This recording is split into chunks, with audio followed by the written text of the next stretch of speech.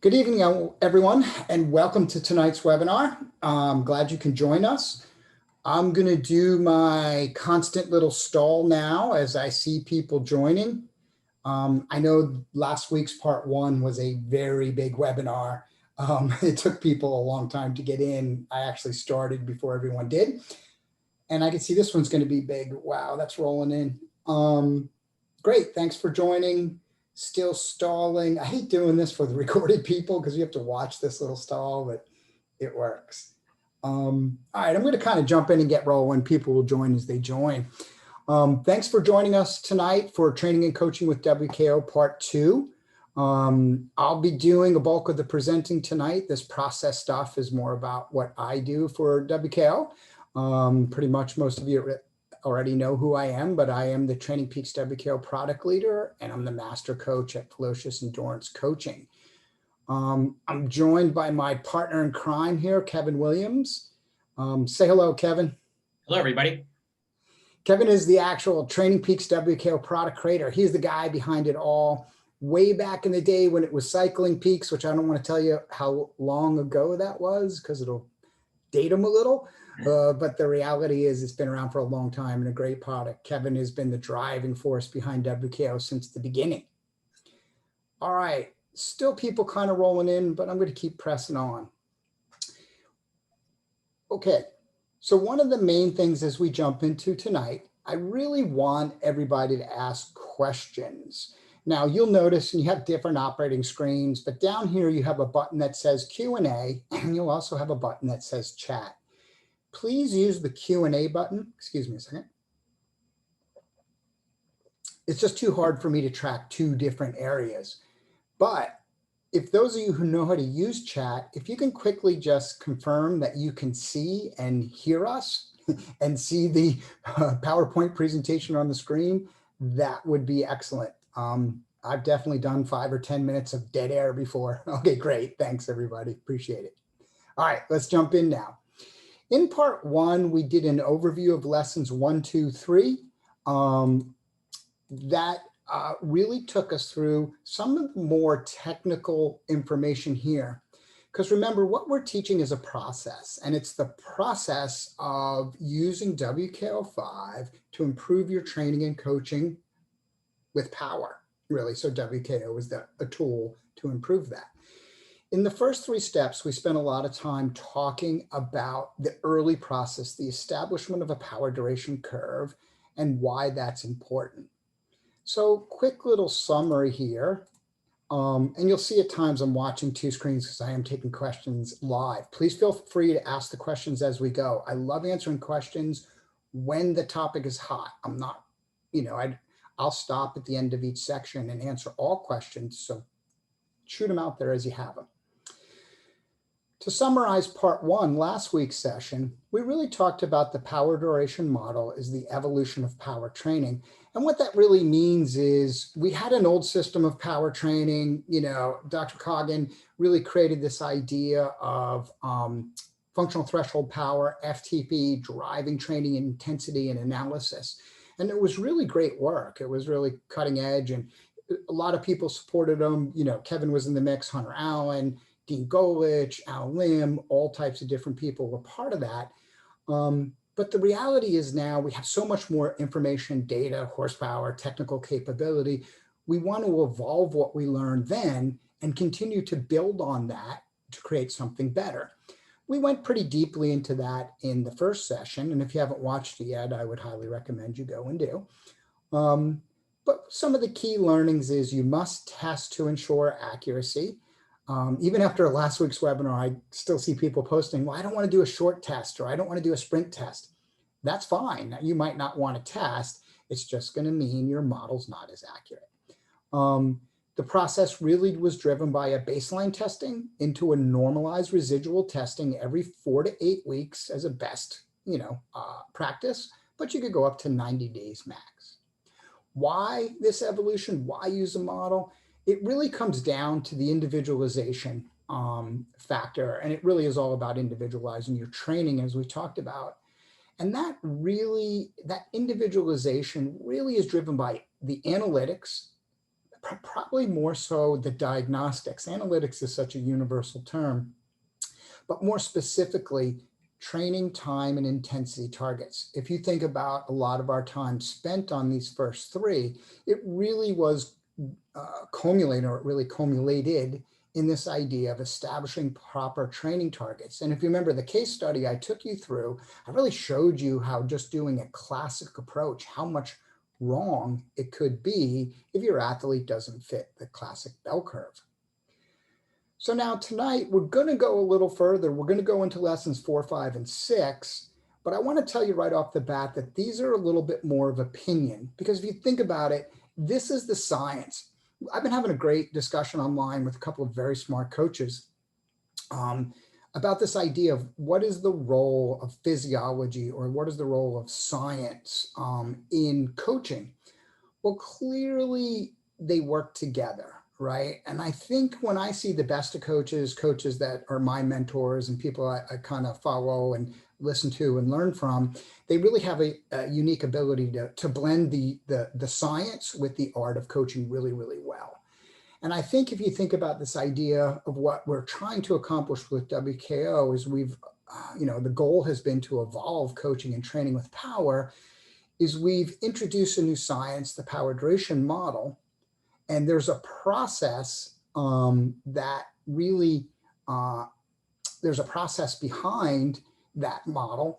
But the reality is, once you get this idea that we now can model human physiology, the performing athlete, if you remember that slide I had in section 1, and then use that modeling to understand their physiology, and then use that understanding of that physiology to better train them, right? That's the science behind the power duration curve. As we evolve out of that, we then say, how do we use that science in the art of coaching better? So I'm going to give you some high level 4, 5, and 6 tips, but these are based on my process and my opinion. One of the things I really want you to do here, and this is why I'm hoping for a vibrant question and answer tonight, is really find your own process. I'm not going to say anything here in depth. We're not going to go in depth into each one of these lessons because we're talking about the process. We're not going to go in depth about the process. But that being said, Kevin and I were just talking about it before we started the session. There is a full WKO5 interval on annual planning, smart workouts, and how to monitor your training. And each one of those is a solid hour plus each with really deep learning. So I don't want to just recreate 3-hour webinar because last week was 2 hours with all the Q&A. I'm going to take a high level approach, but if you have questions, now's your time to ask them, we'll tackle them. All right, let's start with designing your training strategy with WKO. Here's one of the things, right? Again, it's an opinion, but I get a lot of people who ask me questions all the time about training and coaching and training plans and stuff like that. And I have this very simple process, which gets a fair amount of pushback. So when you start thinking about your training strategy, building a strategy, the first thing I want you to do is think before you actually begin to articulate and write out the plan. One of the things I do with my athletes is I want to engage in a pre-planned dialogue. What I mean by that pre-planned dialogue is either we're exchanging a document. Oftentimes it'll start out with notes reviewing the previous season. Then we'll look to gel those notes into kind of a cohesive sort of strategic overview of the upcoming year. Then we'll drill those down into a little bit more clarity of objective. Then we start to write a plan. One of the things I see out there a lot, and I'm not trying to be critical, again, this is just my opinion, and there's plenty of smarter coaches than me, so make sure that you listen to everybody. We tend to want to jump right into the planning because we can do X's and O's, right? We can start putting hours and making bars and charts. And that's the easy part. It really is. The hard part is being patient enough to think out, what is the purpose of this plan? What are you trying to accomplish? Thinking first matters. And I'm going to show you a high-level view of my process of doing just that. Second thing, when it comes to this idea of thinking and planning, this is my training hierarchy. I added this to the presentation very last minute. Kevin, I bet you didn't even know I snuck this in here. I see other coaches. I seen like Silo does this. He has his hierarchy of training and stuff like that. And it's always been something I think is important to think about as a coach. but I really want to show it to you because this bottom foundation, somebody asked me in a podcast the other day, totally caught me by surprise. Like we were talking about technical training and stuff like that. And somebody's like, well, what's at the bottom of your training hierarchy? And I was like, I have that answer because I actually have one. Training with a purpose and knowledge. To me, the coach-athlete relationship, all of the training needs to be built on that. The athlete needs to really understand the purpose, right? And that's a pretty high percentage, pick a number, 50, 40, 60, whatever, of the reason you should think out and then lay out the strategy of an annual plan, right? If you and the athlete, or even if you're a self-coached athlete, you've taken the time to go through this yourself, right? Are thoughtful about that purpose, understanding what you're trying to accomplish, you're both more committed to it as a strategy.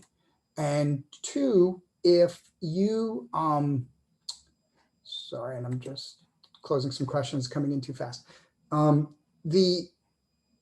If you have that purpose, and then you take the time to make the athlete knowledgeable enough to understand how you as the coach are going to help deliver that purpose, walk them through the steps of what that means, have clear plan goals, have clear objectives, have clear milestones, I think you'll have a better relationship. You'll get a better back and forth with the athlete. And the reality is that's the basis of all your communication. If an athlete can't communicate back to you about their training and you can't then critique them, you struggle. So starting this idea, the foundation of your training, the training with a purpose and knowledge is very important. All right, let's jump into the process. The process of writing a strategy is pretty much based off this, right? I'm going to move this little box because it's getting in the way. That's what I was trying to do earlier. There we go. So the purpose of, the process starts with the demands of the event meet the ability of the rider. And I learned this from Dr. Coggin. Andy taught me this, pretty deeply drilled into my head. And I got to be fair, it stuck. And it's this idea of understanding if you have an athlete with a goal or a purpose, right? And they're out and they want to accomplish something, you as the coach need to understand the demands. And it's general demands, specific demands, and it could be other demands. I use fueling as an example. It could be fueling. It could be environmental. Big one. I should actually use environmental as an example or give more examples. Things like that. But let's just stay in the idea of general and specific. Then we have the ability of the rider. What are the numbers? What are the skills? What are their strengths? What are their limiters? You have to start with that thinking. So how do you do that, right?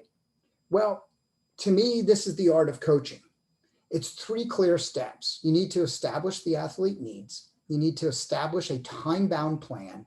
And you need to establish consistency and rhythm within that plan, within the training, within the execution. And if you noticed, consistency and rhythm were my 2 and 3 in my pyramid. Let's talk about establishing athlete needs. I have this process I go through with every athlete. I actually don't do this with the athlete initially. I do it in my own kind of quiet time when I'm thoughtful and thinking about things. And this is my data analysis cycle for the athlete. And it basically goes back to the demands. So I have general demands of the event. Then I'm kind of going around my circle. I have specific demands of the events. These are what I call the external factors. Those are things that based on the event are just simply being applied. I have to race on that course. I have to race in that environment. I have to race at that altitude, or I have to climb that hill, right? You don't have any control over that. The event does. But then as we come around the internal, I'm looking at rider ability, strengths and limiters. And then I'm adding a fourth that I don't think gets enough attention here in the planning in a lot of phases is the psychological focus and motivation of the athlete. And what I do, like once a season closes out and I'm starting to take notes and I'm thinking about the next year, and I have athletes that I work with multiple years, a couple of which are on this webinar, so applying, I got to get it right? I'm under pressure. I kind of add, sometimes I carry things over. I learn new things. Events change, we have new stuff.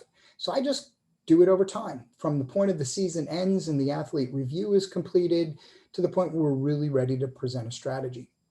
So I just put it together a little example how I do it. And don't get me wrong, I don't have this diagram. I actually just have a single Google Doc with one table with 4, 2 up top, 2 up bottom. So just basically a grid, right? And I know what I'm looking for. I know what I'm doing. I write it out that way. So as example, the general demands of the event, and this is very oversimplified. I take a lot. When I do it, I have like 20 in each little box. Maybe the demands are it's a 20K TT, it's a rolling course, one climb, it rolls through 2 towns, and it's going to be very hot. Okay, those are just some generalized demands. Well, what about some specific examples? It's a very technical course. I gotta move my little picture here. Technical start area and first kilometer, that's right. It's got, the 2 climbs, or the climb in it is 5.5%, or maybe it's 7 or 8 or 10, whatever. The towns have road furniture, so it could be tricky, requires some special. It might be must be able to compete in heat if it was this one. List them all. Make sure you get all your general demands and what are going to be are the specific, and heat might be right, either one. Coming around the circle here, I'm really looking at the ability of the rider. What are their strengths? Maybe they have a strong FTP, they're a great bike handler, but they have a low FRC, so they're going to struggle with this climb. Strength and limiter list. And then maybe over here in the psychological side, this athlete is a strong mindset, really wants to win, really loves when main competitors. I've worked with plenty of athletes who some love the big competition because they love the big competitors, their biggest threats being there. And to be honest, some don't. It can be a little bit of both. So this is my starting process. This is how I build this simple little understanding of the athlete. And it really, remember, it goes back to demands of the events, ability of the rush. I don't do it in one sitting, which is kind of funny. I create it as a document, and I think about it like right after the review, and I'll go ride my own bike, I'll do something different, and then I'll come back. And it's funny, somebody asked me about planning, was the same podcast, to be honest with you. I'm like, when I'm ready to really plan, it's like I'm done when I'm done. When I really feel like, wow, I've gotten all my information into that athlete cycle, I'm ready to go. I do this, like, let's say an athlete has 2 main sports. Let's say in the sub sports in cycling, let's say they mountain bike race up till July, let's just pick an arbitrary time, and then they flip over to be a cyclocross racer, right? I'll redo it mid-season because I might have different, obviously courses change, events change, things change, right? So I will sometimes do this mid-season. At this point, I really don't have any athletes who do that. It's been a couple of years. But if I had an athlete with multiple sports, I would flip it and do it again mid-season. But you want to take the time to get it right. Remember, we think first before we plan. Once I get this, I actually summarize that kind of as a needs assessment. And then I simply create what I call a gap assessment, right? It's like all these formal terms. It's so funny. The hardest thing in the world, it really is hard when you have a process you've developed over years and somebody says, hey, explain your process to me. That's really hard because you do so much of it without thinking. So what I do kind of write these things out. It's on this kind of summary doc in my mind. But the reality is, maybe it's not quite as formal as this, but actually kind of turns out to be honest with you. I have the same grid, like writing what I do. So I'm looking at, wow, what does this athlete really need? What do I have to do to challenge them to get there, right? The reality is it might be power. A lot of times when I talk with my athletes, I'll be like, wow, you have a big goal next year, right? You're going to go to win a national championship, your state championship, your world title, whatever it might be. A lot of the dialogue becomes, wow, we have to find 10 watts, right? We have to accomplish X. Even before I start writing a plan, I want to put a number to X. It's so easy to think, wow, I'm going for my big goal, and all I really need to do is get faster, right? But the reality is you should be able to, in today's world, put a number to that. Not an exact number, it's never that precise, but you could use best bike splits, you can predict, you can look at last year's performances, you could look at all types of things to really know. I set that tone, that conversation with my athletes. So before we even write a plan, we're already training with purpose and knowledge. We need 10 more watts, right? That 1 minute power has to be a little bit higher, whatever. Hey, we need more training time, whatever it's not just limited to power. You need to fuel better. maybe that's lose a little weight, not always the best advice out there for training. So be careful with what I just said. I'm only giving examples. If the athlete is focused just on cycling fitness, I would do the same. So great question. So when the athlete is just cycled and, their goal is just general fitness, like they want to be fit all summer long, right? And your goal is you just want to crush your buddies every group ride, which is an admirable goal. I see some of my ride buddies on this webinar, so I'll talk it a little, right? That's an admirable goal. That's fine. So that might mean, what are your demands, right? So if you think about staying in shape, like I just want to crush my body, I'm going to crush it all summer long and be fit. You're going to have to understand that's going to take some unique training. You're going to have to be fit by then, but you also don't want to burn out. You want to have the type of peak that might not be as high as your greatest performance, but yet you can sustain it over time. That's the whole point of thinking it out. If you just spend some time thinking about, wow, the athlete wants to accomplish this, and then start going around the circle, just keep going around and adding your points, and it will gel and be specific to what they really want, even if that purpose isn't highly specific. Hope that makes sense. Then you create the gap analysis or the gap assessment that feeds off of that. And then, and I'm going to expose myself here a little bit as I have a background in school teaching. So I always get that question, like, how did you start out in the world? I was a school teacher. And when I used to do classes way back in the day, you'd build rubrics to think about how would your lessons go, right? What would you be teaching? How would things unfold? Well, I've carried that idea into my planning. So I do my circular set. I'm thinking of those general demands, specific demands, and thinking about ability of the athlete, both physical and psychological. I've created my needs assessment. Now that I really understand that kind of gap and what do I need to determine, I begin to set goals based on the athlete's purpose and the event and what I'm learning. My milestones tend to feed right off of my gap analysis, right? So if you think about what you're doing here, the athlete has set a goal. You're building in some of your learning from this cycle into that goal. I tweak my athlete's goals sometimes by trying to give it maybe better verbiage or better clarity of understanding and purpose. Here's my milestones, right? Coming right from my gap analysis. Then before, remember, I haven't written a plan yet. I haven't started doing an annual strategy. There's no TSS per week analysis. I'm still thinking. I put milestone strategies. And here's where the things are, right? How's that for a fancy training term? The things, the stuff. This is the work. Here's the points that matter, right? These are the items that are like, wow, if I do this, if I do these two things really well, it should lead me to, and there could be more than two, you guys, I'm just showing a short example. Those two things will lead me to these milestones, which will help me achieve this goal. I think that out in advance. That's why I want you to think before you plan. And it's hard. You sit down and you're like, I just want to start writing numbers, right?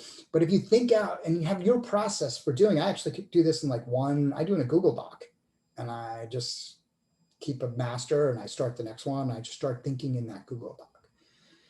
So then once I get there, then I move on to establishing a time-bound plan.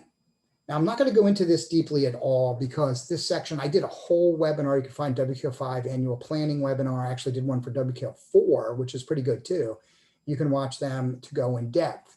But my step is to establish a time-bound plan. I have a special document I use for my athletes on this call or that are on this meeting. They know it too. I have a little spreadsheet I use, but I translate it all back into the ATP plan. And as a matter of fact, as this has been improving in Training Peaks, I'm getting closer and closer to just using this.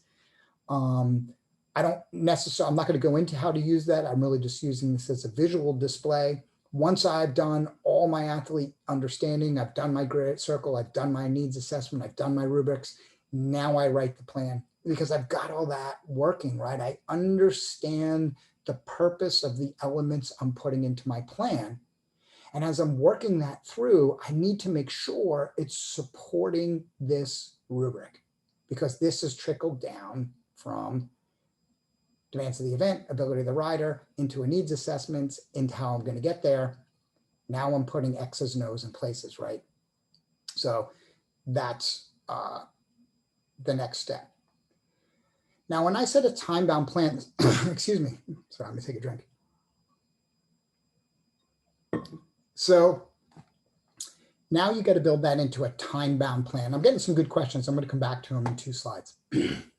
So when I think about a cycling season overview, I have a monocycle plan, meaning 1 peak, a bicycle, no pun intended, meaning 2 peaks, and a multi-cycle, meaning that I just want to be fit all the time, perma-fit, right? I just want to be fit and fast all the time.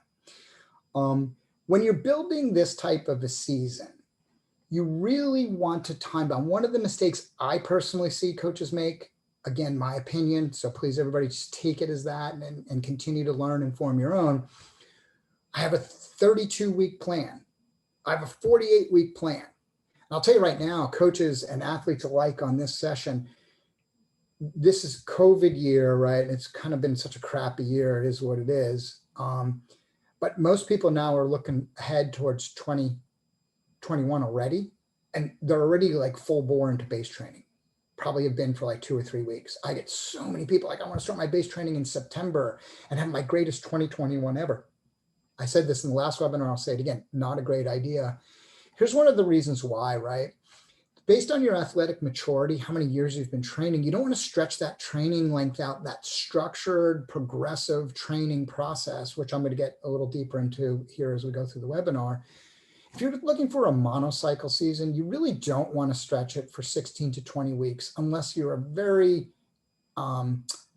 super high-end competitor or a total newbie, because that structure might be super light, right? You're just getting into cycling. That doesn't mean you're not riding your bike for other time periods out here and you're not doing strength training, you're not doing other things.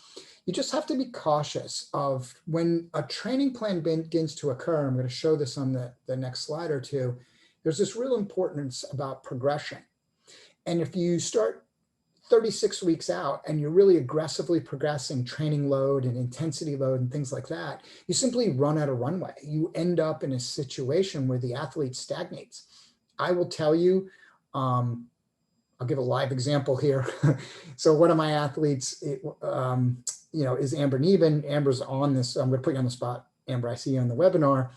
One of the discussions we were having the other day is we were literally going through the process you just saw on the slides at a level of discussion. We're still thinking. We haven't written our plan yet for next year. Last year, we started our training getting ready for a early season kickoff at Redlands, and then really driving for national and Olympic peak in that late June, July season. Well, we're building. She was flying in February, awesome shape, really deep base build, was right on track. Well, then everything went sideways, right? And the reality is, then it was like nationals was delayed. Well, was it off or is it delayed? So we had to just extend our building phases. We had to extend our then suddenly nationals wasn't going to happen, but hopefully, and the Olympics had been canceled or at least moved back. Then worlds, who knew what worlds were going to do? So we had to keep training. And she did an amazing job of staying focused and pushing through and working. But we really extended that season too long. We ended up training probably about 34 to 36 straight weeks. We took some time off, don't get me wrong, but you couldn't take a lot of time off because we didn't know it was going to happen. And she went and had a great performance at Worlds, obviously was a really great number, had a pretty good power output, a very impressive for holding. It would have been, a little bit more if we wouldn't have to extend the season that long. Classic example of what happens when you extend that season too long. In that case, we didn't have a choice. The athlete will stagnate. You always have to be building. I'm going to get into that in a moment. If it's a dual peak, you can go a little longer, obviously. And look, if you're multi-cycling, if you're that rider who just wants to be fit and fast all summer and perma-fit, that's a different game. You can train longer. It's not as structured. I actually talk about perma-fit pretty deeply in my annual planning webinar. Once we've got that schedule, and will relate, we need to establish this idea of always be building, right? There's also ABP, always be pushing. We'll talk about that when we talk about workouts. But the reality is when you think about, and this is the classic model of periodization, I guess, if you want to put a name to it, right? I'm not a huge fan of periodization, even though I do utilize it as a thought process because it does help us break things down into kind of micro digestible chunks that we can figure out. I'm a huge fan of the progression principle in training. And this idea that you want to take training load up in some regular format. If you think about the idea of general adaptation syndrome, something that drives how you adapt to exercise, to stress actually, and to all stress, not just exercise. It is this idea is that we've got to continue to up that stress if we want to continue to improve response. So you want your plan to be going in some direct way. I'd recommend more of kind of what I call the sawtooth manner. You don't want it to just be a straight line. There's points where the athlete needs to rest and recoup and adapt to the training load that you've just given and start again. And classically, we tend to see that as 3 weeks on, 1 week off kind of system.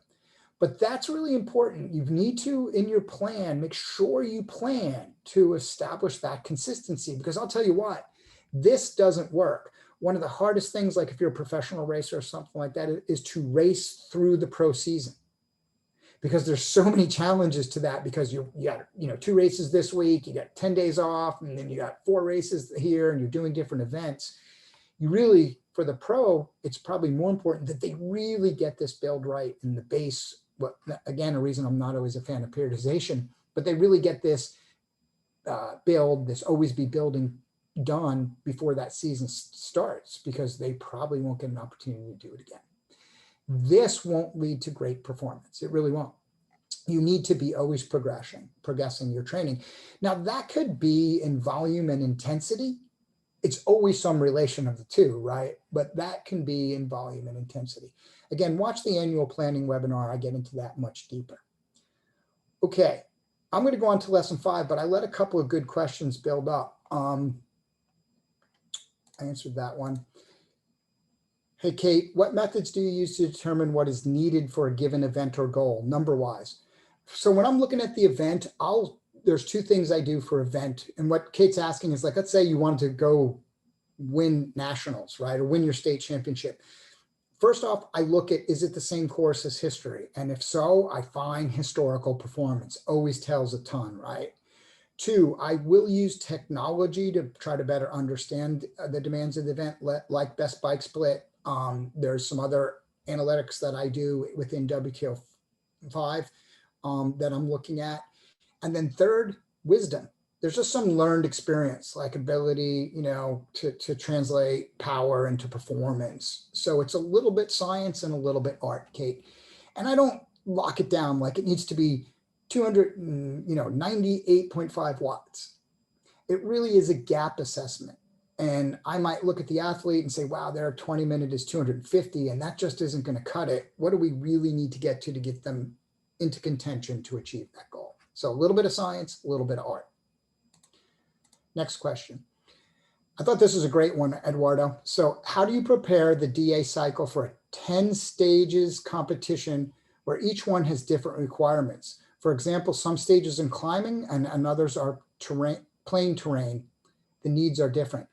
Well, that's why you should do this circle. I'll go back to this. This is really important, right? Because you're going to have to decide, look at what the event demands and look at your strengths and where your mindset is, right? So if the reality is, if you're preparing an athlete for a stage race, are they going to climb well? Are they going to push in and try to win it on the climbs? And therefore, does that match their ability? They're a lighter athlete with a good FTP, right? Well, then that begins to dictate your training strategy. You're actually making the exact point that I'm making. Is by doing that, by thinking out front, then you're like, wow, if this athlete was really light, let's say 50, 55 kilograms, right? And they had a 275 threshold, that makes them, a 300 threshold, that makes them a really good climber maybe, but on the flats, they just aren't going to have the power to do it. That's where you as the coach need to be thinking, well, wow, the event demands this. These are the specific demands. My athlete can do this really well and can't do that. Therefore, That's exactly why thinking up front helps you determine your strategy. Hope that answers it. How do I determine your what goal? I already answered that. A little bit of science, a little bit of historical knowledge, going from there.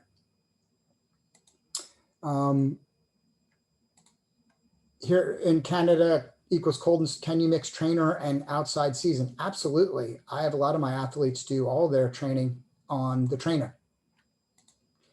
Hey, Steve, related to abilities and limiters, most of my training is done at 2,000 meters above sea level due to the area I live. Would you recommend looking for a way to do some tests periodically at lower altitude at sea level or similar to have a broader panorama and use them later as insights with the elevation corrected chart? Yeah, Steve, that's a great question, but it also goes in the planning phase, right? Where are you racing? Remember, part of the specific demands might be you might be training at 2,000 meters, but spending most of your races are at sea level. You have a little bit of a trouble. I mean, obviously you have a better altitude, so you are creating a better cardiovascular response. You're more likely to develop better red blood cells, right? And a better hemoglobin count, which is actually more important. But when you go down to sea level, you might not have been able to train at the higher power numbers up high that you might require down at sea level. Again, you're asking the right question, which I want you to think about in the athlete cycle. That's exactly the specificity you want to get into, and you're just making it environmentally. There are some other options. Ask me offline. I can help more. I don't want to get too deep into it, but that's the type of question exactly why you want to think first, go a couple times around that cycle, and then start thinking, wow. And yeah, elevation corrected will give you some insights. All that stuff will help you from the analytics. COVID chaos aside, when you get to this transition part of the season, what do you like to recommend your athletes besides bike riding? It's hard to pull people away from their bikes when they are fit and not burned out from racing. If you put a hard stop on it, do you recommend a certain amount of time off the bike to dip their fitness/CTL to certain amounts? Yeah, Matt, great question. It's so funny, and Amber's going to nail me on this one. She's on this call. We were talking about it yesterday, and I was like, okay, Amber, you can start riding your bike. And I put like 3 90-minute rides in her training. And she said in the meeting, quietly at first, I'm already riding my bike. She just wasn't reporting it. Look, it really has to be something. Here's my main driver this season, right? Psychological and physiological response and recovery. And I put that in that order. I'm really diligent about not having my athletes overthink anything in this phase, particularly when their season has ended on some big goal attempt. Transitionally, I want them to take really about 4 weeks off. You got to define off. I don't want them to lay on the couch. I don't want them to become stagnant. Simple, low aerobic exercises, walking, hiking. Amber does a lot of walking. I prescribe walking for a lot of my athletes. At first they laugh at me, do they do it for a while? Things like that. Once that month is up, we move into transition. We're beginning to cross train. We're doing some strength workouts, functional yoga, maybe different. Actually, it depends on the athlete and what they're doing. And I begin to move into a transitional time frame. It is a bit of a hard stop. I know exactly what you mean with all that fitness it pents up. But the reality is you got to talk them into it. You got to have that reset. One thing that I do preach, though, the older the athlete gets, actually shorten that time off. And I know right off the bat, that'll seem counterintuitive, but you have to think of all training as cost and benefit, right? So a younger athlete can, when they get back to training, right, they can have a steeper ramp rate. They can take more training load and respond to it in a shorter time frame. As we get a little older, like me, I simply can't, I'm in my mid 50s now, I can't take the ramp rate I used to. I might be able to build to the same training load, but I can't get there as quickly and still adapt. So I need to ramp slower. So the reality is if I'm mid 50s and I take 4 weeks off and then maybe another 4 weeks cross training and transitioning my way back in, the cost of getting back to a target CTL is too high. I have to ramp, I have to push too much. So as we get older, I shorten that rest. Again, that's counterintuitive, but I don't want to have the athlete rebuild as much. So hopefully that's a a good answer. I've got one more question. I'm going to move on. Do you always usually take a bottom-up approach to training, or do you have an opinion with reverse? I'm not a big believer in reverse periodization, but I am a big believer in undulation and mixing blocks. And the reason I don't like reverse periodization is the specific stimuli that you're creating before racing is not conducive to racing itself. Maybe in some unique events, some ultras and longers where the specific demand of the event is longer, steadier distance. But I believe that the metabolic response, when you're getting into that last 4 to 6 weeks before performance, I want you ready to perform from a muscular metabolic, from a way that your body's processing energy format. So I want that to be very event specific. That's my opinion. But I do use undulation a fair amount. I'm not this classic, perfect big believer in this model. I mean, it's a great model, and for a lot of athletes, it works well, but there's other reasons to vary it. And I lied, but there's still, you guys, this is how we got a 2-hour webinar. Would you say that an athlete who wants to race indoors 2 times a week, that his permafit approach would be best? Yeah, you know what? If an athlete is permafit and they just want to go hard, look, and that's their goal, they don't have like this big national championship or something like that, don't hold them back too much. Maybe give them a short base, maybe race them. You know, one of the questions I think a lot of people should be asking themselves right now is this winter season, is this your race season? You know, you haven't had a lot of ways to express it. Now you've got Swift and race leagues and stuff like that. You know, if it's a permafit athlete whose goal is just crush it, as long as you can balance that intensity, it's very easy to get addicted to that intensity and burn yourself out and decline.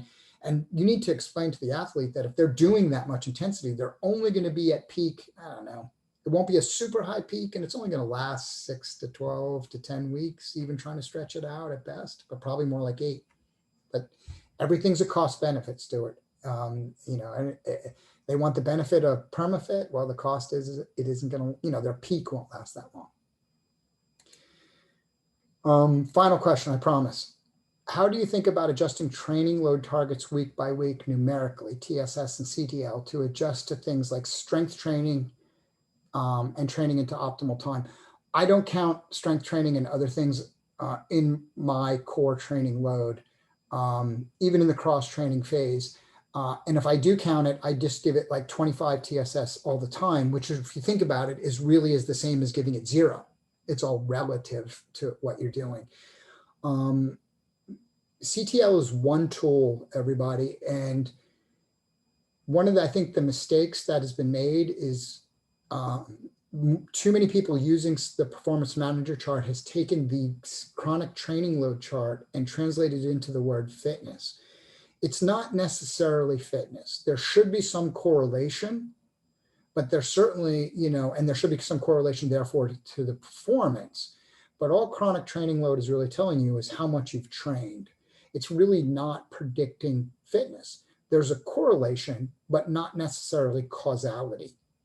So I think we think too much about that blue line at times. We get too absorbed about its progression, and we want to add other things to it. When I'm in a season when there's strength training, I'm much more concerned about the effect of strength training fatigue on an athlete's ability to perform and generate time and intensity load than I am about pure TSS. Now, don't get me wrong. I just got done preaching that I want you always to be progressing. But remember, progression is always be building in the progression principle can be relative to volume and intensity. Good questions, you guys. All right, I'm going to move on or somebody's going to, we're going to be up till midnight. Building smart workouts. And I'll get to any missed questions in the end. Workout planning. So let's go into building smart workouts, workout planning. Here's something I preach all the time about workouts. Remember this top sentence. The more you think about it, every time you write a workout, the better a coach you're going to be if you can accomplish it. Every workout should have one purpose as a coach, the highest amount of adaptive strain and signal, I should say, versus lowest amount of fatigue. Every time you do that, right, that is what you're trying to do. Now you're trying to put a bunch of those workouts in order, right? But the reality is that's what you're trying to accomplish. You need specificity of the adaptive strain. It needs to send the right signal. When you introduce a stimuli to the body, a new stress, right? The first thing the body sends is a signal, like a distress signal. It depends on where you're at in that adaptive syndrome, and that signal can be really strong or it can be really weak, right? That starts the process. Specificity in sending that signal and the stimuli resulting in that proper signal is super important. And then finally, how these affect on training rhythm, right? Cycle efficacy, forest for the trees. You might have heard me preach this before. I say it in podcasts and other stuff, but it's so important what I'm about to say. And I'm going to be a little critical, so take it as it is. It is, I get into, and I see so much discussion about the perfect workout, right? And that's a distractor. It's the wrong discussion. Think about it this way. It's like making music. Every workout is just a note, right? And the real music comes, can you put all those notes in the right order? So like if I sat down at a piano and I know notes, I could know G and F and whatever, right? But I can't play music. I can't make music with it. I can't put it in order. I don't sit there and spend hours and hours and hours talking about the G note and how maybe I could play the G note just a little more perfectly. What I do spend time on is trying to put those notes in order and build this clunky chopstick clunk, clunk, clunk into a symphony. That's what coaching does, right? So even though we're talking about workouts, I'm giving you specifics. In the end of the day, they've got to flow into your training rhythm so that you make music with workouts. The workout itself is just a note. When you look at, people ask me all the time, what are the secret pro training, workouts? There aren't as many as you think. As a matter of fact, most pros probably don't do more than 8 to 10 different workouts in a season. They really don't. It's not as sexy and as exciting. They're doing crazy stuff and, and all this other, and who knows, maybe it's 12, it's whatever, but you get my point. It's not nearly as many as you would think. It really is their ability, one, that they're naturally physically gifted. Two, they do training in a progressive format that allows them to do more work than you could imagine, right? Then they, will do things to peak, perform, specialize. So focus on how these workouts fit within that training rhythm. That's why it's so important that you plan for, you think, then you write out your plan. Now you're filling in the color commentary. It's this training rhythm, it's these workouts working within a rhythm that achieve your rubric. Elements of targeting workouts, I have 4 to talk about: density, purpose, modality, and design. In density, simply how many workouts, hard workouts per microcycle. Let's talk about a week as a visual example. Here's a little visual example of intense days. The higher the bar, the higher intensity. Whenever I show the slide, people are like, well, what does the 100 or the 120 mean? Absolutely nothing. I guess you could call it 100%. Call that really hard, right? I'm just really trying to show variance in intensity. So when you have an athlete that is less than 12 months of training, they're new to the sport, 2 days a week is really a pretty good load. That would open the question about polarized training and everything else. But the reality is, I'm a fan of polarized when you're peaking. I'm a fan of sort of a polarized when you're peaking, but maybe not all year long. Nobody is in that way. But the reality is, for most new athletes, the idea of 2 hard workouts a week work pretty well. Once they get more than 12 months, let's call it 1 to 2 years of training, you can go to this kind of 3, Tuesday, Thursday, Saturday. Now, don't take this as exactly like, wow, Tim said my athletes have to work on Tuesday, Thursday, and Saturday. Remember, I'm talking rhythm. And it's this idea that an athlete with training maturity still needs kind of a harder and easier, harder and easier, harder kind of approach, right? They're not going to adapt as well to harder blocks, which is going to be my next one, until their body's really ready. We like to think, well, wait a minute, I just jumped into the sport. I've been training for 6 whole weeks. I'm ready for block training or something like that. Not really. You're for all the additional strain you're going to add to your body, you're not going to be prepared. You don't have the efficiency to kind of adapt to that exercise. Then finally, once you're 3-year plus, I'm a pretty big believer in block training where you're putting hard days back to back. It might not just be 2, sometimes it could be as many as 4. I've even gone a little further for, if you start talking about world tour prep and understanding, the demands of a world, a 21 day, 22 day, 20 day stage race, that requires you to block a little bit more. So even though I'm showing 2, I'm just kind of keeping a nice clean example. I'll block train 3 or 4, and then you have to take the appropriate amount of time easy to, 2 to 4 easy days so the athlete can adapt. Whenever I show these slides, I get a lot of question about age adaptation. What about if my athlete's 30? What if they're 50? What if they're 35? What if they're 70, right? It's really hard. It's why we don't have a power profile for older athletes. How you've treated the engine, right? That old system. How many years have you been training? Have you been training 15 hours a week for 20 years by the time you're 45, 50? That has such a massive impact. It's really hard at the master's level to begin to say, what's the right load? And remember, these are just general guidelines. The end principle is the highest amount of adaptation for the least amount of fatigue. So think about it, right? I know an athlete I used to work with who, whether they did 2 hard workouts or 3 hard workouts a week, they'd adapt the same. But they'd race better off 2 because they were fresher. So what do you do there as a coach? You have to find that right balance, right? Not everybody's the same. I don't want to see it in the Facebook group tomorrow. Tim said, I have to ride hard Tuesday, Thursday, Saturday. You got to adapt it. And age adaptation is just as important there.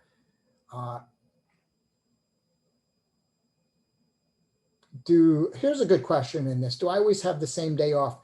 No. So one quick thing when you're talking about rhythm, right? Your body wants more rhythm than you realize, but it will also, it's sneaky, right? It gets good at adapting to that rhythm. So you need change. So I tend to run a similar rhythmic pattern for 6 to 8 weeks, and then we'll introduce change. I have some athletes though who do better because always knowing when their day off is and that allows them to organize their life and get everything right. That is a better solution. So it's in general, my science answer is you should change it up at times. Do 6 to 8 weeks of a consistent weekly schedule, then change it up just to kind of keep your body guessing. And this is some of the same ideas behind strength training, things like CrossFit and things like that, right? But the reality is, if that introduces a higher strain to the athlete in coaching, that cost might not be worth it. So again, that's the art. I start off, I like to give the athlete the same day off, but then we change it up if we have to. All right, I think I got to a lot of questions there in advance. All right, let's move on to purpose. In purpose, when you're building a workout, so once you've kind of got your density strategy, remember we're doing this underneath our plan. Once you've got your density, think about purpose. So you think about how that plays in a strategic, it's what's the purpose and what's the modality. I always think about these two first because it really aligns with my season plan. When you talk about modality, I'm going to go into examples of modality. You're talking about what type of workout, what type of intervals is a better way to say it. But then you have the tactical expression of workouts. What's the interval duration intensity? What's the relief duration intensity on, off, right? And what's the total time at intensity or time in zone? Those are pretty important when you think about it. And it really comes down to what you're trying to do in the interval. What's the immediate demand? Are you power versus capacity versus specificity? That's a question you should always be asking yourself when you're doing your interval design. What is the most important element of fulfilling my purpose? What's the athlete's fitness? I mean, look, they got to be able to do the interval, right? And that should be part of your plan, and you'll always be building, always be progressing. And what's the athlete motivation? I'm going to talk about what that means in a moment. Oversimplification alert, right? Whenever you're thinking about building those, a great way to kind of begin to think about this element of the purpose of your intervals, really I break them all down to 4, right? I want to raise power. I want that athlete to be able to do more power for a fixed amount of time. I want to build capacity. I want an athlete to be able to hold power longer or repeat power more frequently. I want to build a fatigue resistance. I want an athlete to be able to hit a high power after a certain amount of performance because the event might demand that. Think about winning a world tour sprint, right? Or I need to achieve some specific purpose, like this one event that my athlete really wants to win has this one element to it, this one kilometer climb that they have to be able to do at, massive watts to be able to stay with the break. That might be a purpose. This is all built on the platform of skills, though. This assumes they can ride their bike. They have enough skill to execute these. But the reality is it's one of those 4 purposes when I build. All right, let's talk about interval modality. I skipped a slide there, didn't I? Yeah, there should be a red modality. So I'm jumping right to modality. When you talk about modality, right, when you design intervals, there should be 3 things you should think about. And really there's sort of 4 because I lump it under format. You have the interval format, you have the fatigue status of the athlete, both chronic and acute, and you have the neuromuscular. I didn't write it all the way out because it makes the font too small to read, but you have the neuromuscular factor within that. So let's look at some different interval mode formats, and formats will give us some understanding of how these other things can play in. So we're talking formats. Let's keep this simple. I just use the Training Peaks workout builder because it makes nice, simple little visuals, right?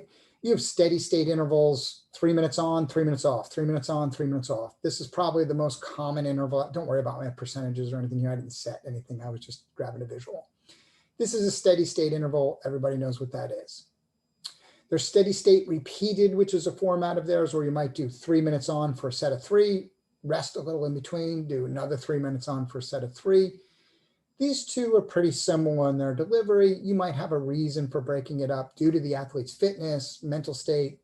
You're trying to accomplish something. There might be a reason in there, but basically the same format. Next, we have mixed or Tabata or Tabata, micro, over, under, whatever. And this is the kind of 20 seconds on, 10 seconds off. That becomes an interval. You recover for a little while. Interval, recover for a little while. A lot of hot discussion about these intervals. And I'll actually summarize all these in the end and give you a little analysis between.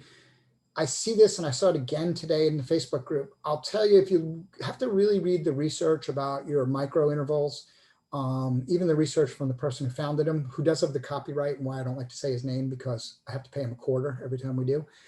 Tabata intervals, Tabata intervals. The reality is your recovery period should never be longer than 20 seconds. I see a lot of people even always talking about, for some reason, 30 seconds on, 30 seconds off is very popular. That if you're trying to accomplish what's the purpose of micro intervals, that's too long of recovery. You don't want the recovery more than 20 seconds. And I actually pretty much like 15 is my cap. I'll use 20 as a 40-20, but otherwise than that, I use 15. Thing is, you recover too much in the off period. So quick little tip there on micros. And then finally, you have one. If you guys have watched I haven't done some of my intervals or really deeper dive, go watch my interval webinar. There is a role of max intervals, right? And one of my pet peeves, and I'm going to keep going after it, even if it makes an enemy. When it comes time to go fast, athletes don't train hard enough. We've become this so monotone. Every interval has to be the same exact height and this perfect little top hat dealio, right? We don't do enough work at max, but yet that's what it takes to win races. There's an element of going out and max. And the funny thing, this gets into a prescription discussion I'm going to have here in 1 minute, is max means you have to be comfortable understanding that, whereas people ask me all the time, well, Tim, your training plan says go max. What's my target? Literally, I get that question 50 times a year. Here's your target.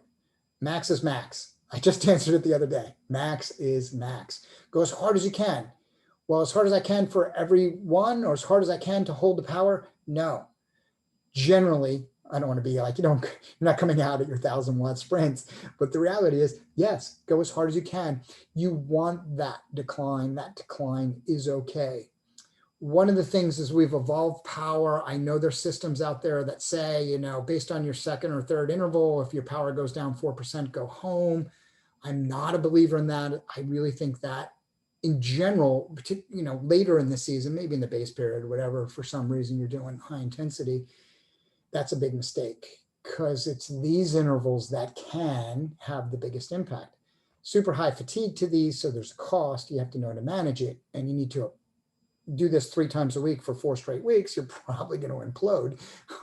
But tactfully used, the athlete has to spend some time at max. I'll give you one other point. Athletes who don't want to do max intervals probably going to have a hard time winning races. Just a reality. All right, quick comparison of these modalities. So you have this chart. Steady, repeated, mixed, max, visuals, purpose. Look, they all have generally the same purpose. There's tremendous overlap in these things. I'm just giving kind of like a summary of like what's slightly the specialty. Capacity, power and capacity. You have a higher neuromuscular power demand of accelerations and just pure power building. Maximize time at work. These steady state intervals, like if you're tracking your time at VO2 max, if done with the right intensity targeting, you typically will get the most time at VO2 max. Mixed intervals, micro intervals, improve neuromuscular response and cardiovascular strain. You tend to maintain strain out of the cardiovascular system. Your heart rate stays generally high, the same pressures there. And you can actually do a little more work, spend a little more time at that high cardiovascular strain. Super oversimplification just went there, but is what it is.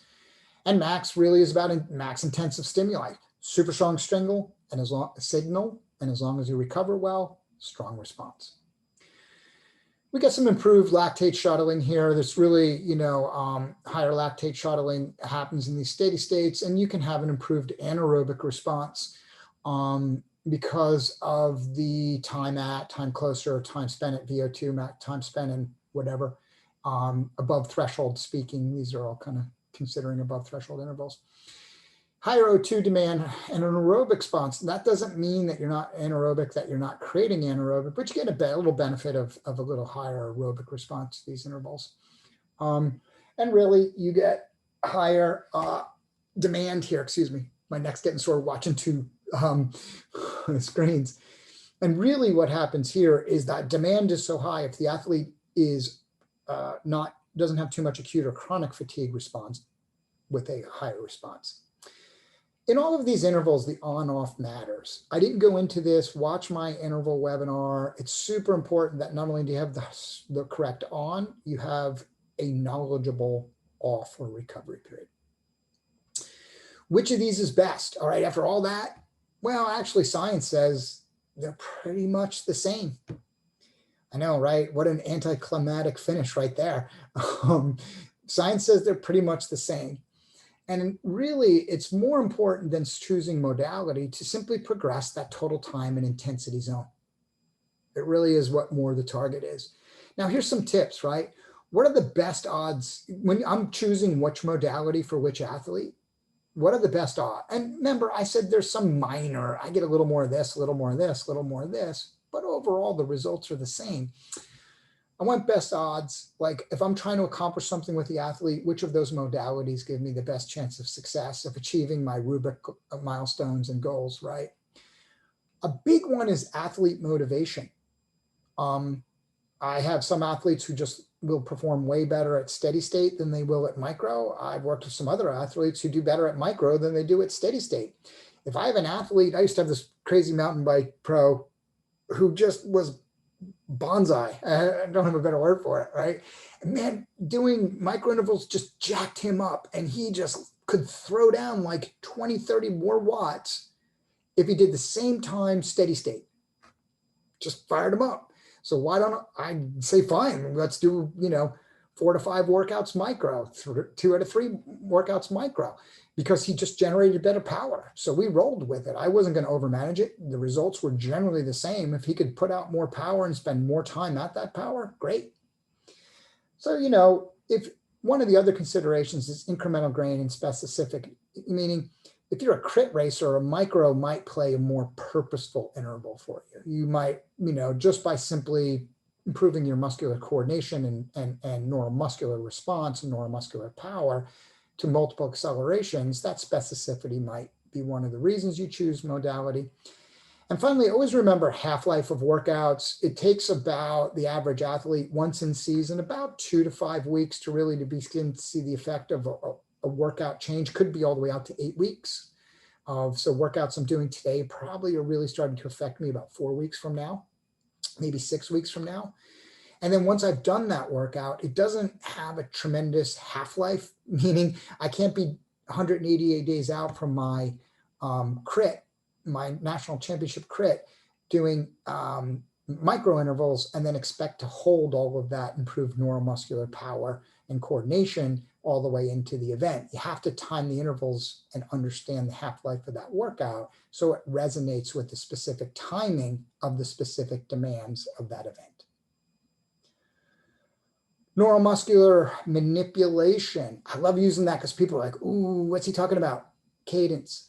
So 2 seconds, real quick background. You pedal different whether you're at a high cadence or a low cadence. There's a different recruitment pattern, different recruitment speed of muscle fiber, high cadence versus low cadence, and a different contractile force, high cadence versus low cadence. There's also a difference in the way you pedal when you go uphill and on a flat. And it really comes down to kinetic energy. So if you're going down the road at 30 miles an hour on a flat road, right, and you're humming along and you stop and coast, you coast for 500 meters, right? Whatever, you coast for a long time. Now, and let's say you're going 300 watts down that road, you coast for 500 meters. Now you're going up an 8% climb and you stop pedaling, and you're going up 300 watts to stop pedaling, you coast for about 5 feet, right? Because you don't have as much kinetic energy built up into the system.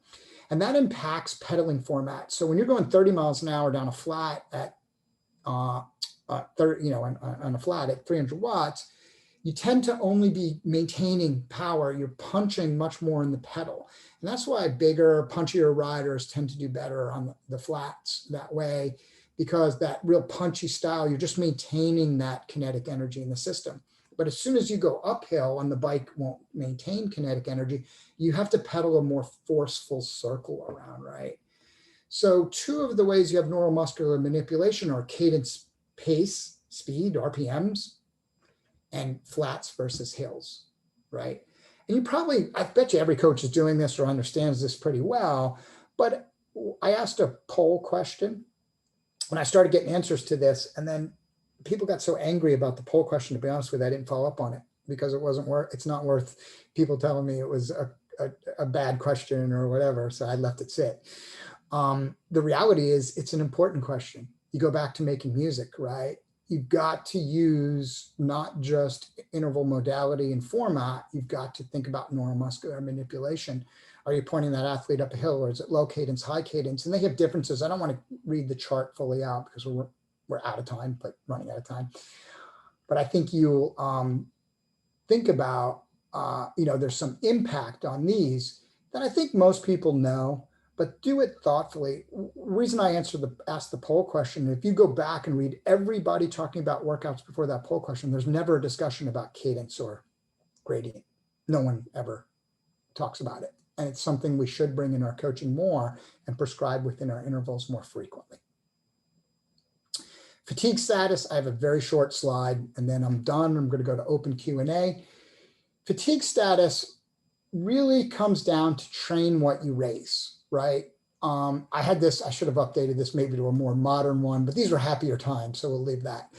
The reality is we look at somebody's max power or their average power, over a sprint. Neither of these guys are going to win a sprint at the end of a Tour de France stage, or I'm sorry, this is the UAE Tour stage, if they hadn't really prepared to sprint at the end of a stage. Meaning when I say fatigue status, I don't think enough athletes understand, or enough, and coaches and athletes, and this is, just something that can be improved, this idea of building fatigue resistance. So when I train with my athletes, I try to use the fatigue resistance is big. We call it resiliency or training resiliency in my word. We want to build that resiliency so not only can the athlete perform well under fatigue, they can train well under fatigue. That's why as part of the training, you're talking about that fatigue status. So when you go back to your planning and you're always be building, I'm going to jump back a couple of slides here. When I lay out my periodization, kind of going back to Matt's question earlier, when I lay out my periodization, all of this really is just training to train. I'm trying to build a high level of fatigue, of training resiliency, fatigue resistance in individual workouts, ability to have, perform under fatigue load. Train, train, train. All of this training is not to race. It's not to perform. It's to get to this period so I can do as much quality work as possible so that I'm resilient and ready to work hard. So in an overarching sense, what I mean by fatigue status is the greater you improve the athlete's resiliency through your base training and building through base, the more work they can do, the more you keep building, building, building, which isn't always a one-year cycle, by the way. As a matter of fact, should always be thought about in a multi-year cycle. A pro athlete will do that all the time. Everyday cyclist might not, but it still helps. So as you think about that fatigue status, you have to think about how much resiliency you need in your training so that you can train to perform. And then once you're able to train to perform, you need to understand in your specific demands or your event, under what fatigue load am I going to have to execute my strength? Clearly 2 sprinters here going 66 and 65 kilometers an hour. Okay, right? But they did that after 100 miles, 150 kilometers. Who knows exactly? I don't know what event, which stage it was from or anything like that, but I think you get my point. So universally, we have to think about fatigue status, how resilient is the athlete, how prepared to do training and hard work, then fatigue, then specifically, can they perform under their fatigue resistance? Your intervals, because remember, this is interval modality, have to be able to support that. All right, I have one case study here to talk about. I stole this. Adam said I could steal it. If you follow Adam Pulford, Adam's a coach with CTS, really great coach. Coaches some of my competitors too. He posts a lot of his workouts, and there's something in his workouts that I see that are so great that show, and he doesn't know he does it. So sorry, Adam, I did ask him permission, but I didn't tell him what I was going to say. He does it so well and so casually that it's great, right? And if you look in a lot of his markups, he puts his numbers. So he's out doing, I think this is 5 times 4, 5 times 5, 373, 353, 357, 346, 353, right? So then he puts this one out there, 377, 360, 359, 376. I don't know if Adam's in here tonight. I think he's actually off working with an athlete somewhere. And then he puts this last one in here, 385, 371, 363, 355, right? This so lives my point about, we get so lost in this over precision on that workout, that note having to be perfect. And it was happening yesterday. There was back a little bit about, it was day before yesterday in the Facebook group about what's the exact target? What's this exact number?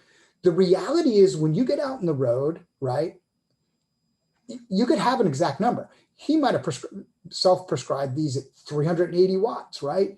You will not deliver them that way. You're going to end up basically going as hard as you can at some given point. I mean, let's talk about over threshold intervals here and to be specific.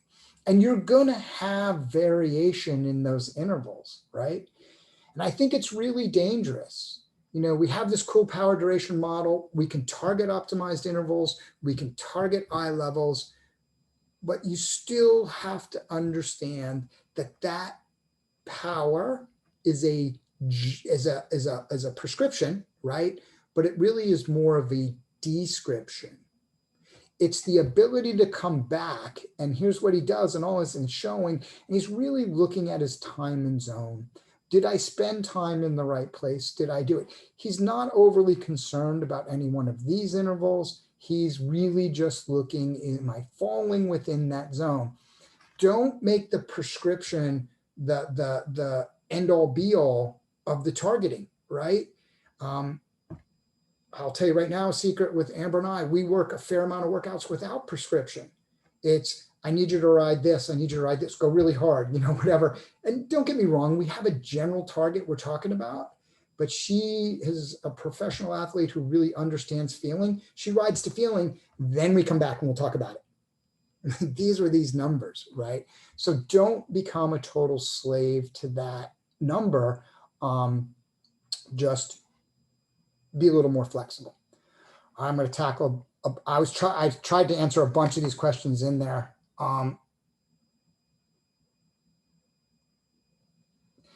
So Bento, walking, build some volume. The more you walk, the better. I understand as an older athlete, does walking help? Yes.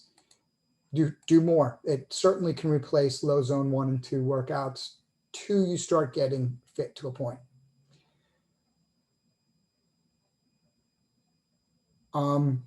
Kate, I'm going to skip one or two of your questions in the name of time because you can always ask me. Serena, in your example, does the athlete get the same aerobic response to micro as steady state? They get a little more aerobic response to micro. It's pretty small.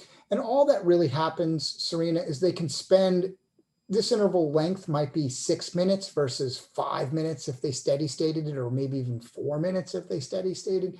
So they're spending a higher amount of time at a higher cardiovascular strain, which will, oh boy, again, I hate oversimplifying, but otherwise than that, it's a half an hour discussion. There's, the harder you go, there's more, and the more demand on the cardiovascular system, the more preload is happening in your heart. So you're putting a higher cardiovascular strain, which is basically improving or stimulating the increase in stroke and volume in response. That usually is the VO2 max limiter.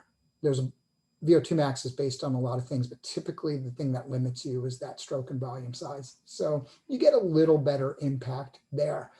But the downside is, right, and this goes back to, remember my point of motivation. If the athlete's like, I hate micros and they can't do this acceleration and they end up being 20 watts under what they can do here, then no, the cardiovascular demand isn't as good. So you have to use the science and the art to make the right decisions. Given they generally kind of do the same power, obviously this one will be a little lower because it's longer and there's some offs, then yes. So I know that might not be the clearest answer, but I think you'll get the point. You typically know the athlete will gravitate you guys towards what they like doing, and they'll do better at it. And as long as they're doing one of the modalities that you want them to do, in the sense, then you're, and you could choose from that. That's usually the most motivating factor. Is there a 6 to 8 week lag before you see the results of a workout? Then how do you determine the workouts you're doing are having the workouts you desire? So George, yes. So adaptation to exercise stimuli usually comes to 4 to 8 weeks. That's why we use 42 days in the performance manager chart, 6 weeks. We pick the number right in the middle to start. That's why it's the default, right? So 4 to 6 weeks is when you get full adaptation. But that being said, when you start training over time, it's a rolling series of adaptations, right? That's why it's so important when you watch my annual planning. The thing I say is once you know your event date, you have to count backwards. Don't count into your event date. You have to count backwards away so you can properly plan when you want to be doing the right stimuli. Hope that helps. Kate, this is a really good question. I'll tackle this one. Does kinetic energy change indoor cycling like it does outdoor? Yeah, actually it can be pretty dependent on your trainer. One of the things I preach is high heavyweight flywheel trainers, heavy flywheel trainers definitely have more kinetic energy, and ones that have magnetic, very magnetic simulation of that, right? Like the tax does and stuff like that. You want that feel. Trainers that can mimic that higher kinetic energy actually will give you a more natural road feel in general, because when they're up at speed, they feel like flats. Once you slow them down, they actually do kind of create a little bit more force resistance. When you match those with erg mode training, which I wouldn't always do erg mode, but yet when you do match those with erg mode training, a heavy flywheel trainer, you actually do get a better simulation of uphill training, true uphill training. All right, I'm going to press on. My last one's really fast, you guys. Sorry. My last one is monitor your training with WKO. You really, when it comes to that, I'm going to do workflow. I'm going to speed through the others. What do I want to know? Well, that's what you want to know. Now, there's some really good questions here building up about how do I know this? How do I know that? First, know what you want to know, right? Then set a time frame and depth of tracking. So when I have review dashboards and diagnostic dashboards. My review dashboards are what I'm looking at normally. My diagnostic dashboards are dynamic. They're situational. Ooh, something's going wrong. Athlete totally flubbed back-to-back workouts. Can't hit pat, whatever. Those are diagnostic. So time frame, I look at things. I always immediately build a base, going back to the periodization language, because it does make it simple. A base period, I don't know, November through February 1, a build period, February, March, and then a race period, race 1, right? Maybe April through June, I don't know. But I set that the same every year for athletes. Not exactly the same timing, because sometimes the seasons might shift a little bit, but generally the same blocks of time, so that I'm always comparing apples to apples historically. And I cover this in depth. There's a WKO workout called there's a WKO webinar called Season Review that'll go deep in depth into everything I'm going to show you. It's actually a really good one of my better ones. I watched it like 3 months ago, just refreshing my own brain. You also want to look at things like daily notes and major issues, weekly full tracking. It's always great to look at things each week as a summary, because you know how that builds into your cycle. When problems arise, you need to be able to use drill down. Science solves problems, and analytics is part of that, right? So your ability to use analytics to figure out problems, that's when they can really matter. And you need flexible analytics. And that was Kevin's vision from the beginning. We were sitting around saying, Kevin, we need this chart, we need this chart, we need this chart, we need this chart. We had so many charts. He's like, well, why don't I just build you an analytics engine? And that's exactly, what you need to be able to do here. If you have a problem, you got to drill down. There are some direct fixed analytics, but really it becomes the situation on the spot, right? You're just figuring it out, and you're like, wow, this athlete's having a problem, and you're working through and figuring things out to solve the problem. Key things I'm tracking: training content and load. I look at compliance, performance management, time and zones, and workout intensity. That is like my review, not my drill down. Training response, I'm looking at insights, I'm looking at contribution, I'm looking at comparison stuff. I do a lot of comparison. Power duration metrics, and I use smart segments a lot for training. Makes review of workouts much easier. I'm not going to get into too many slides. Basically, I use the WKO5 advanced cycle view. I have some bells and whistles in it. When I'm doing a review, I actually do use this compliance by color chart. Somebody was asking today about summary numbers. I want my athlete to, it's really easy to look at colors and then variances off. I want that to generally be all green. It's in the advanced view. It's nice, easy. It's on training load. So it's in training. So easy to find, easy to track weekly compliance if they're doing your workouts or not. I do run a PMC. I have to admit I have a more unique PMC, but I also do like to create performance tracking. So I see if there's a relationship with training load. See, this athlete does their biggest build. They have a bunch of peaks in there. They kind of fall off, build back, but they don't build back as high. Not really as many peaks, that type of analysis. Time and zones is really important. It's such a simple metric, right? But people don't use it enough. They really don't. I think it's when I see these, a lot of times from athletes. I see a lot of wasted time. So I'll give you my tip. I try to, when in a coached athlete, not me personally, because I'm lazy and like to ride slow, but I want that number, the recovery zone 1, right, to never be more than 28%. And it usually hovers between like 22 and 28% if an athlete's doing excellent training. Anything else, you're just wasting time on the bike. Just take more time off and ride smarter in zone. But I'm always looking at training intensity and different mixes. I really want to find that in different seasons, different phases of training. I compare those a lot, month by month.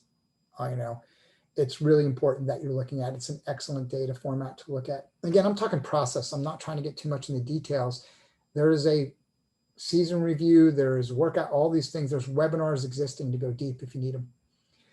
I do look at workout intensity. I use a simple colorized chart. I've actually put the instructions in here for those. If you get the PowerPoint, you can figure out how to do it.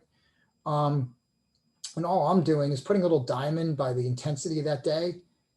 Blues are easier, oranges are medium, reds are high. Gives me an immediate visual, right? Not only of what they did, but volume of, pyramid trainer, I can tell you right now. A lot of mid-range steady state stuff, not too many intense days. That's how to do it if you get the presentation. Training response, I don't overcomplicate it. I really don't. There's 2 core things I do. I'm tracking power at all times. I want to know if there's best. I want to know what's changing in powers. But really what I'm doing is a lot of comparing. I run compare mode a lot, all the time. Here's an example. This is an important chart. I spend a lot of time with this chart. Probably one of my top 3 usages. Mine's a little customized with some other things, and I'm always in compare mode where I'm able to look at where's the athlete, where were they for the year, and then where are they right now? Are we changing the energy to the contributions? I'm looking at the same. Mine have all the power duration metrics in it. So I'm looking at Pmax and FRC and things like that, but I'm always comparing and looking at timeframes. Another important one, power duration metrics over time. Your job as a coach is to affect change and desired change. So I want to see that change over time. I'm sorry, I'm kind of speeding through. Feel free to keep asking your questions. I'll get them, but just to sit here and show you what charts I use probably isn't the most productive time. I do use smart segments. If you don't know how to build them, it really is, you just have to hit that button. So why smart segments are important is like athletes do a lot of intervals in the same places. Particularly, I think the more you move towards professional athlete, the more you limit your scope of places you do intervals. So it's very easy to get a smart segment, and this really allows for more in-depth and robust workout comparison. So I sped through that really fast, you guys, to speed up time. So start answering your final questions, because my final point is 3 common mistakes of training with data, but we're not going to do that tonight. One of the things Kevin and I want to do together, more together than this webinar series is we're going to bring a new webinar Thursday, November 10th. I'll post it in the Facebook group in the next couple of days. Best practices in power training.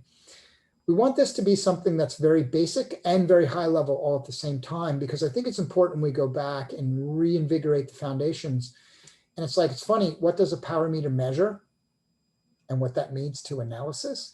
You'd be surprised how hard that question is to answer. Kevin asked it in the Facebook group a while ago, and the diversity of answers was high. And the reason was we were thinking about topics and what we can teach and help. We'll talk about the do's and don'ts of training, some common mistakes. I'll tell you right now, it's going to be a bit controversial. There's a lot of elements of power training right now. There's a lot of, noise out there that I think is making coaches' jobs harder to some degree. And maybe going back to understanding the depth of the fundamentals and why power is important and what it really gives us will be an invigorating and controversial type of webinar. So make sure you join us then for that. All right, I have a couple questions built up, but now is open Q&A. I finished in under 2 hours, sorry, but that was really some great questions. please feel free to ask whatever. I really wanted to do these webinars to get everybody caught up with the basic process. So now's a great time to ask those questions. If you haven't seen part one was more technical, more into the process orientation of testing and normalized residuals. So I'd go back and watch that. Okay, so taking questions on any of these lessons, I'm going to go back to what I still have on the screen. You can feel free to type your questions now if there's any left. How do you determine the cause of a lesser race performance? Is the workout load and not something else?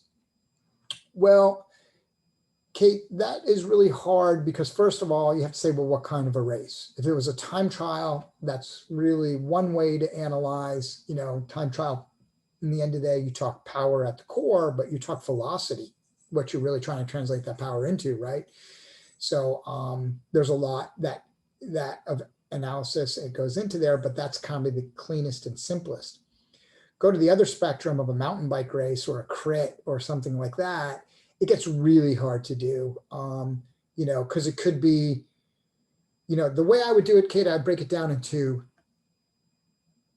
training load analysis, power performance analysis, and environmental analysis. I think where a lot of people don't spend the time thinking is that environmental analysis. Was it terrain? Was it heat? Was it something that has impact on that athlete? So in the end of the day, it's going to come down to the art of digging through the data and trying to find the nuggets that give you the answer. When looking at an athlete's workout performance for these interval modalities, which WKO5 charts do you use to track progress or lack thereof? Great question. I look at time and when I'm doing a workout review, I will still look at time and intensity. Anything at threshold and above, I'm looking at time at VO2 max. Remember, that chart doesn't have just time at VO2 max. It has different percentages. I have a slightly unique chart there, but I want to go back, not only compare that to time and intensity, and I'm sorry, let me be really clear, time and intensity of eye levels. The time and intensity analysis of eye levels is way more accurate than classic levels because eye levels are built on the power duration curve, not some percentage of FTP. Therefore, they're built off the actual performing athlete's capability, right? Then therefore, I find this a lot more accurate. You want to have a very interesting exercise, you guys. If you're a classic user level or you have your power duration model established for an athlete, and you can compare the two, look how percentagely different they can be at things kind of starting threshold and above. It can be pretty radically different. So I will use that. I will use the over time. I am looking at this because all training is cost benefit. Focus on one of these areas, you tend to lose another. So I want to see how those elements are interacting over time and looking for them. And then I'll come back to the workout in that process. To answer the question in the most clearest way, I compare, I want to be able to compare athletes' total power and time in zone or time at that power of the different modalities to see which one they did best. As long as I'm managing their training, chronic and acute fatigue well, whichever interval generates the higher power or longer time and intensity or both, it depends on the exact purpose I'm trying to accomplish, the better that interval will be. Okay, next question. Here's your last chance, last question's coming. Can you repeat and explain a little again the time percentage at active recovery you recommend as max? So the question is, did I pass that chart? There. So for me, in looking at eye levels, right, when I'm training and working with an athlete, and this is a skill, so when I'm training with an athlete, great question, Stephen, really a good one. I want that number to be 28% of their total training load or lower. Why did I choose 28%? Because 25 seemed too low and 30 seemed too much. It really became an observational number of some of the best athletes in the world training. So when I see these athletes, they tend to be like 25%. or lower. 20 to 25% is what I see out of a really good pros. So the reality is I want this to be 28 because then I've looked at some other, obviously other performing athletes and come up with a number. Now, here's why it's really important to a degree. And here's the feedback I get all the time. Well, Tim, I spend a lot more time in my recovery zone because I live in rolling terrain or I have to climb harder and then I tend to coast down the other side or whatever, or I can't go that. But that's the skill you have to learn. If you want to maximize aerobic capacity, if you want to maximize efficiency, right? This is a dead zone. So anything you're doing underneath that doesn't mean it might not have a reason. Recovery is a purposeful thing, but the reality is there really isn't enough stimuli to create any type of response. So when you think you're looking at this chart, right, this athlete here, 27% of their time on the bike has no impact on response, none whatsoever. And again, that's not really true. They might be in the rest between an interval and that recovery is important, but you get the general idea, right? What I see, like, it's so funny. We have a winter program called Base Camp. Amber is one of our coaches in there. And Amber and I were having this discussion on Monday. The reality is athletes, we preach and we teach athletes this idea of getting to this 28% number and being steadier in their outdoor rides. They can do it on the trainer, right? It's a beauty. Trainer, you should, unless you're specifically in zone one, you don't really ever need to be in zone one. I don't know if you're racing or maybe doing group rides, but whatever, generally not. But then you go outside and you can't translate in the spring or in your mixed riding, right? You can't translate that same smoothness, but you have to ask yourself, why not? Okay, maybe if you live in crazy terrain, that'll slow you down, but pick better terrains. Learn to stay on the gas. Like when I ride with Amber a couple of times a year, she never stops pedaling. It makes me want to kill her. She's always perfectly on the gas. And where I get, I'm riding on my own or with my local friends, we do a fair amount of coasting. Mine's not under 28%. I'll confess right in advance. If I was training, it would be, but then when I ride with her, because she's so good at it, it's like, oh my God, all we're doing is pedaling, stop pedaling, because she's trained herself to be on it. And that's what the athlete has to do. So keep looking at it workout by workout, right? The same chart is at a workout level. And like when I coach my athletes, when I start working with a new athlete, I'm chirping on it all the time. Get that number under 28, get it under 28, get it under 28. Not every workout. I might be doing a lot of intervals or something that's not quite right, but any type of ride, endurance ride, steady state tempo, longer intervals, whatever, I'm always harping on it. And they just have to learn to do it. The way you do it, keep pedaling your bike. So if you're on that bike, you're creating physiological demand. Hopefully that better answers your question. Okay. Well, I guess we made it under 2 hours. Sorry, everybody. That was a lot of questions. Thanks, everybody, for staying patient. Hopefully I got to everybody's questions. Everybody, please feel free to ask them in the Facebook group tomorrow. If you have any more, don't forget to join us Thursday, November 10th. That'll be at 8 p.m. again, Eastern Standard Time by then. Make sure you join us. I'll post it soon. Great. Thank you, everyone. Talk to you soon.